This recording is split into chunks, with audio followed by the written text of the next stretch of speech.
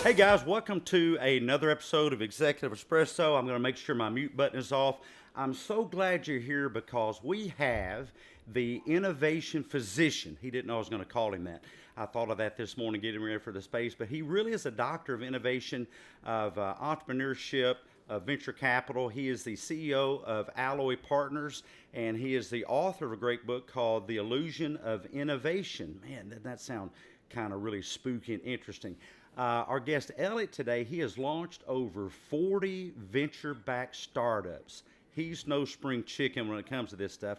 And he's here to share how leaders can escape what he calls the illusion of innovation and help you guys drive some transformative progress in your organizations. And listen up, even if you don't run a big organization, you actually may be part of one without knowing about it, and that is your family. And how might you use some of these techniques with your family as well as in the big business world out there? And Elliott, man, it's so great to see you. How's the weather up there in Indianapolis? It's not springy enough yet for me. That's what. Well, spring will have sprung soon, so just hold on.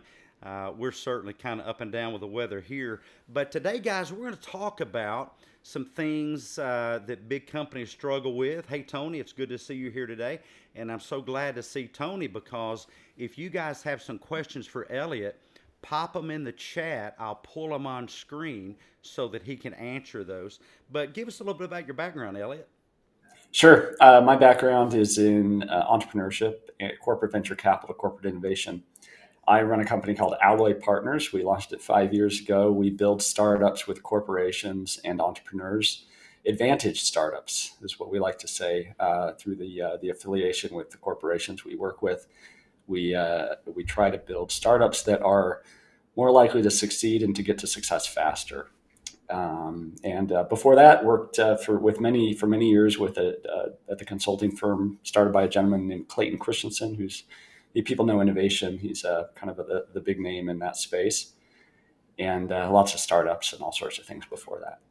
Great to Isn't be this here. amazing? I mean, I've always been interested in this, how products get from, an idea, just an idea in someone's head, to coming up with a term that was new to me several years ago, MVP, not most valuable player, minimal viable product, which I guess would be an MVP. And then to actually getting it on a shelf somewhere or getting it on the internet somewhere. And so I would guess that you run into a lot of companies that are struggling, that they may be really, really good at dreaming up ideas or whatever, but it's kind of like the movie Failure to Launch, and there's a term that came up, I think it may be your term, innovation theater. So tell us about some of those struggles that companies have, especially big companies. How do big companies struggle with innovation? And tell us about this innovation theater. Yeah, we this is a problem specifically with large companies, but we see it in small organizations too. It's the idea that we all know we need to innovate. We're worried about competitors. If you're working inside a large corporation, you see startups entering your market, gathering market share, and posing a threat. And you see opportunity as well that you want to go after. And so you engage in activities that you hope will enable you to pursue those opportunities or defend against those threats. But in the end, a lot of that activity does not result in any meaningful outcome. And inside of big corporations, in fact, what we see is millions and millions of dollars spent on what they call innovation and ends up being quite often value destructive. Because not only does it not produce the results that people intend it to produce, but it actually destroys value in the company. It sets the company back. It gives people false hope that we are doing something productive. It also distracts the company from executing on their core mission quite often, and it's a problem. So what do you do about that? I mean, how do you, as a venture capital guy, how do you step in and is it? I guess you can't really tell people what to do with their companies. So how do you kind of, take a firm hand and gently guide them in the right direction? Yeah. Well, the fundamental idea is that as organizations become better and better managed, and we are better at managing large corporations and even governments and other large institutions than we were, say, 100 years ago. That sounds Sounds like that might not be true because we all sense that our large corporations, governments, universities around us seem less capable than they used to be at dealing with challenges and opportunities. It takes us longer to do things. It's harder to do things than it used to be. And the reason, ironically, is that these organizations are actually better managed. They're just optimized for the wrong thing. They're optimized for safety and predictability, for preserving what exists. And as we've gotten better at managing these organizations for self preservation, we encounter fewer errors in the system. And those errors are what help us to uncover anomalies, new ways of thinking about the world. What you have to do to solve the problem is you have to find ways to interject some amount of deliberate inefficiency, some forms of experiments that enable you to uncover anomalies, to find new discoveries, knowledge that enable you to be there to produce serendipity for your organization. The way you do that is by running more experiments. And we like to say experiments that are fast, cheap, and weird. Fast meaning you're getting to lessons really quickly. Cheap, you're doing this at the margins where failure or success is not expensive. And weird in that you're designing experiments that challenge your status quo thinking. In your introduction, you talked about doing, what lessons can we apply to our families too. This is true in our personal lives. What we try to do is reinforce what we already know. We're very good at avoiding problems. Problems are inevitable. All problems are solvable, and problems are the path to progress if you can find solutions. And so we should instead have a stance of embracing problems and being ready to solve problems. This is true in our personal lives and in our organizations too. You have to put the system under some stress in order to learn and to advance. That what amazes me about that is I found in my work with families and in relationships that it's the stress that people try to avoid, right? I mean, people just kind of run in terror, and they come to me to get rid of it. But what you're saying is that these deliberate inefficiencies, that there's a gold mine of maybe what data to be found in those inefficiencies, and if so, what kind of data might one expect to get in business, but also in families and relationships? Yeah, we tell our companies that we work with all the time. There is no data about the future. We spend a lot of time trying to figure out what's going to happen, and we build spreadsheets predicting things and try to do research on trends and things like that. Any data that we have only tells us about the past or at best the present. We don't have any data about the future. The only way to get data about the future is to create it, and you create it by taking action, by trying things, and by trying things, you discover new ways of doing things. There's if you look at ancient history, you go back through history, look at every ancient civilization that has failed. They've all failed for the same reason. They failed because they did not gather enough knowledge and wealth to deal with the problems that they encountered. Hmm. And problems stacked up in the form of invading peoples or natural disasters until ultimately some problem arose that the civilization just was not capable of dealing with, and that was the end. Same is true in companies. All companies fail for the same reason. They don't gather enough knowledge and wealth to deal with the problems that come. Same is true in our personal lives. Our goal should be to gather knowledge. That knowledge helps us to be prepared for whatever problems may arise. Problems are inevitable. All problems are solvable within the laws of physics. And if you can solve those problems, that's how you advance. That's how you learn. That's how you achieve progress. And so we should have a positive stance towards problems. We just need to make sure we've got the knowledge and the wealth that we're gathering that so that we can deal with those problems as they arise. I love that, and it's so fascinating. You would say that all problems are solvable. Have you run into the situation where I know there's companies that quit too late? Not every idea is a good idea. Not every company is destined to succeed. Some things just won't work. But do you run into companies, to founders, to innovators that they just quit too soon? In podcasting, there's this term podcast fade, where if there's not a lot of reinforcement, people just kind of fade away because they just want the win. They just want the quick win.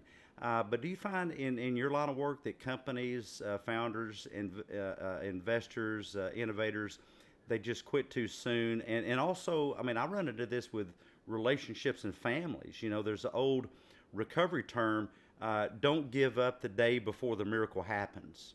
Don't Yeah. give up the day before the miracle happens. But my question, do you see this happen out there in businesses? Timing matters a lot. And in business, it's actually really hard to get the timing right. It's hard to know as an entrepreneur when to persist and keep running through walls versus hearing what the market's saying, stopping, pivoting, doing something else. And it's a fine balance. It's much more art than science. But what I find is that having a long-term perspective in business is a competitive advantage because most people don't think that way. Most people are thinking very much about the near term. If you can think across decades, even centuries, you're going to do better off. I used to live in Massachusetts. Down the street from our house, there was a 300-year-old farm still owned by the same family. And that family had the original grant to the land that was given to them by the King of England back in 1715, something like that. And I think a lot about that first farmer in 1715 who got that land grant, thinking that I don't know, did he realize he was going to be building something that would benefit people for generations to come? I want to be a good ancestor to those yet to come. I want to build things that endure for a long time. And so having a long-term perspective enables us to, I think, have a better understanding of problems when they come and how we achieve progress. I love that because I'm working with some business owners who have begun to think about their legacy. And so I love the quote, that you want to be a good ancestor. Do you find, I guess there's kind of a balance, focusing on what must be done today with also that long term thinking, that long term planning, because people can get distracted by the long term and they miss out on the problems, the issues right in front of them. And so how do you kind of coach somebody through that? How does somebody balance looking at the now but considering what comes later? What do you think? Yeah, it's a tricky balance. What we find inside of companies is that the companies that endure for a long time, I did a study a few years ago looking at the world's longest lived companies. And the oldest business in the world was actually started 100 years after the fall of the Roman Empire, a construction company called Kongo Gumi in Japan. And a lot of these organizations, what they have in common is they're very good at understanding what about their business should never change. What are their core principles that they need to adhere to that will always be true? If you're running a hotel that's 1,000 years old, for example, the location doesn't change. The aspects of that location, the appeal of the beauty of the location, for example, those are things that will never change that you want to adhere to. But the trick is to identify that everything else outside of that needs to change and adapt all the time. So that 1,000-year-old hotel, for example, takes credit cards. They didn't do that 1,000 years ago. The menu in the restaurant's likely changed. There are things that need to change. The trick is to understand where you draw the line. How do you adhere to those things that need to stay fixed, keep you grounded in personal life or in business? Recognize that everything else needs to adapt and change. And that's where you need to focus your learning, identifying new ways of thinking about things and doing things. I remember being taught by Stephen Covey to make sure you have a mission statement. Do you run into a lot of companies that they're kind of rudderless, and that's one of their big mistakes is, as you say, they just don't have anything to point them in the right direction, and they don't stay focused on the right things. I would call those, core values or a reason. Viktor Frankl talked about having a why to do a thing. Do you think that's how big of a problem do you find that to be in business? And my follow up question is, do you have an example of a business that really does a great job at that maybe folks would know? Yeah, sure. I think in business is an interesting arena because the way that you win over the long run is in business is by going against the grain, by being contrarian and turning out to be right. If you are going with the crowd and you turn out to be right, that's a path to failure. You're going to lose. You're going to go out of business eventually. Long-term success comes from having unique, differentiated ideas and turning out to be right. It is hard to do that consistently over a long time, I will add. But that's how you win. And what we see often inside of companies is that their mission statement or their strategy is not differentiated enough. It's not controversial. It doesn't represent hard choices. Every good strategy is controversial. a good test is to look at your business strategy and say, would the opposite strategy be equally attractive? If the answer is yes, then you've probably chosen a strategy that represents some hard choices. You're going to be more That's likely to win in amazing. the long run. I love that. And we've got another minute or two, guys. So if you want to drop some questions in the chat here, I know Elliot would love to address those. And I appreciate Tony Dogs and Jackie Sue, my good friend Richard, Katie, all the way from Uganda. Good to meet you too, Katie. Great to meet you. Thank you for being here. Hope the innovation is thriving over in Uganda. And the wonderful Monette, who I'll do a space with later this afternoon. That should be pretty exciting and spicy. But let me get on to one of my final questions here, Elliot. How can the little guys compete with the big guys, or do you think they should stay in their own field? You know, how do little companies really become giant killers, so to speak? Yeah. Well, first, I think it's important to note that not all little companies need to become big companies. You can build an amazing life around a company that stays little forever, and does a good job serving customers in your community, for example. But if you are building a business that you're trying to scale to something large, trick is have a differentiated strategy, um, and recognize that what stage of business are you at. Large corporations are really good at solving what we might call execution problems where we know what the problem is, we know what we need to do, we just need to go execute. Large corporations are going to beat startups at those types of problems all day long.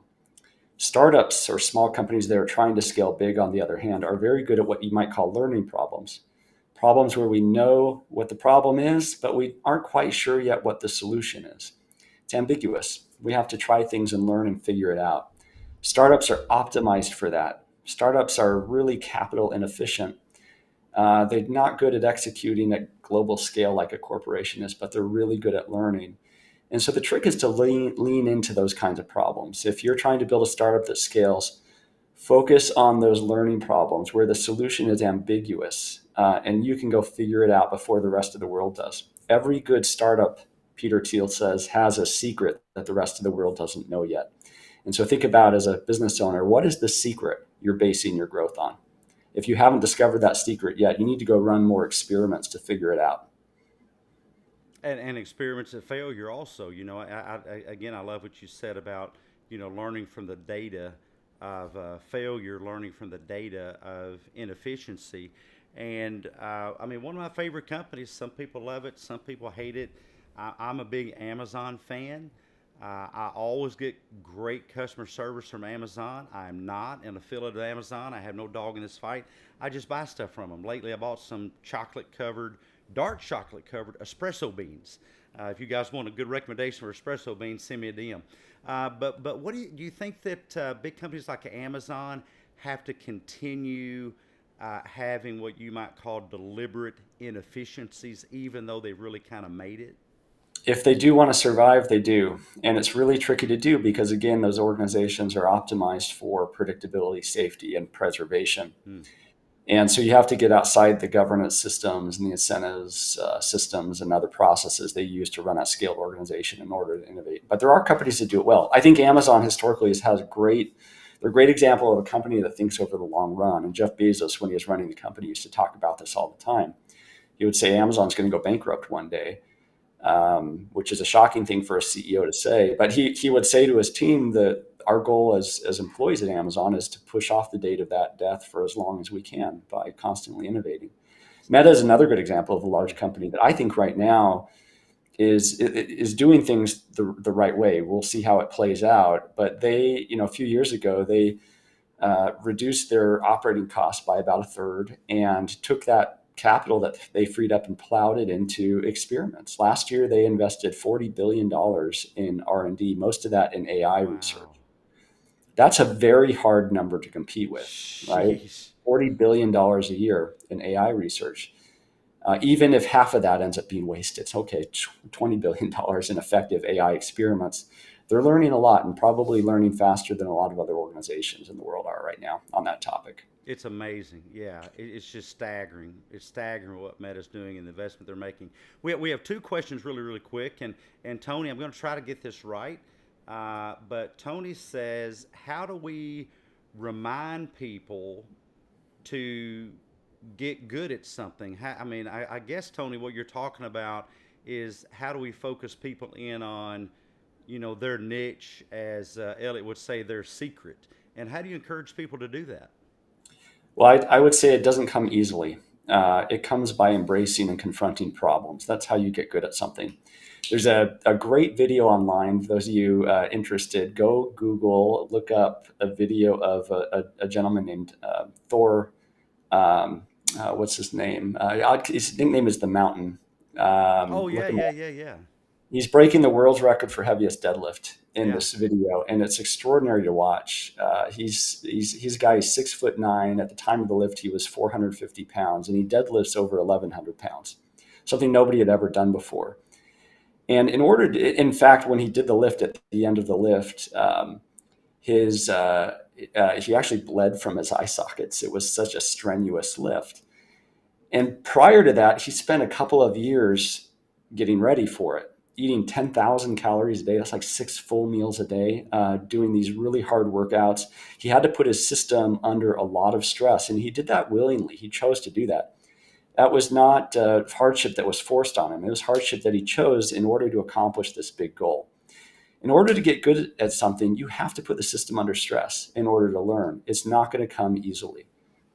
You've got to work Mm. for it. You've got to earn it. That's true of everything good in life, isn't it? You've got to work for it. Absolutely. And guys, and Elliot, you may not know this, but as a former power lifter and strongman contestant, and I'm a nerd about form when lifting because I don't want to hurt myself. That deadlift was really sloppy, but he Really? got it done. That was not in a competition. He would have been called out because he was hitching on the way up. So you saw the bar on his thighs, and he was kind of it's called hitching. He was kind of hitching it on the way up. But the point is, it doesn't matter. He got the darn thing up.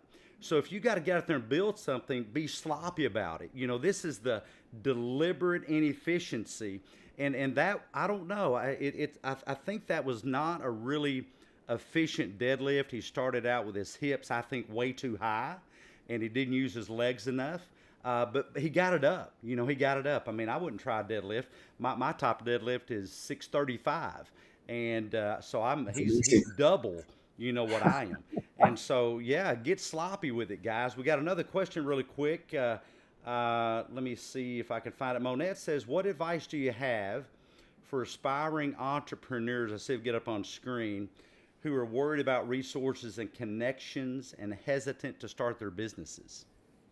Yep. Yeah, that is a very good question. There are a lot of what I would say is it's not an easy path being an entrepreneur. The world needs more entrepreneurs and more of them to succeed. If you look around you, everything was built by an entrepreneur of some form or fashion, right? Everything around you was somebody's passion project. Entrepreneurs are amazing. They shape the world, and it's not an easy path. And so know that you are choosing difficulty, like Hafthor Bjornsson. You're choosing a hard path, but it's a path to accomplish big things. The path isn't going to be clear in the beginning.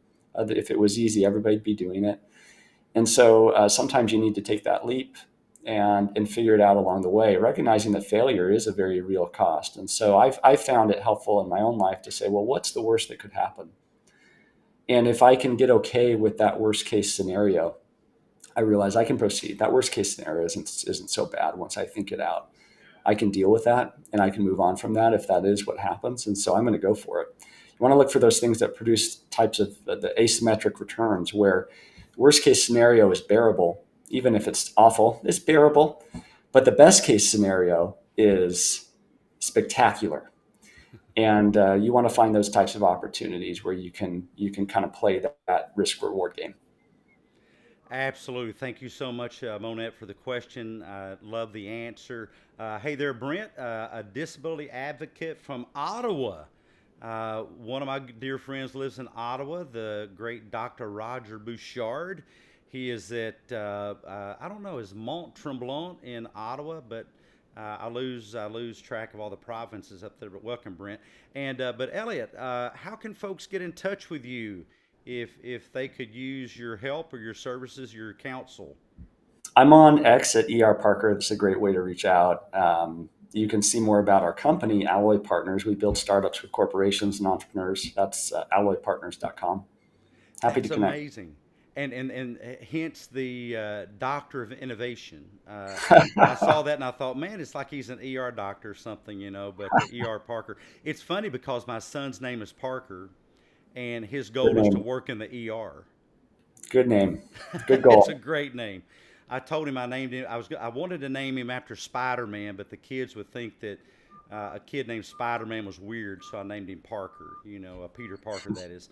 Uh, let's leave our audience with, I mean, a word of encouragement if they're out there thinking about starting a business, being entrepreneurial. And by the way, I think some of the greatest entrepreneurs in the world are mompreneurs.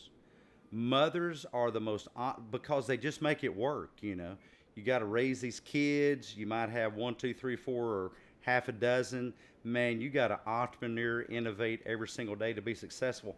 So yay mompreneurs. But Elliot, what kind of maybe wise words might you leave them with today?